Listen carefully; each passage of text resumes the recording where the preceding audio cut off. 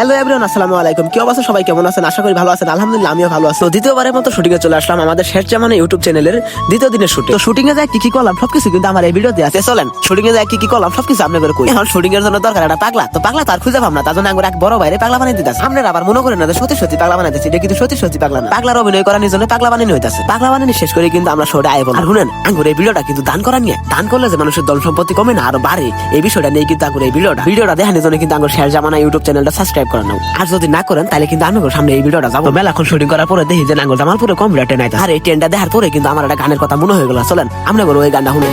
স্বপ্ন টানে দিলাম পাড়ি অচিন পথে আপন ছাড়ি।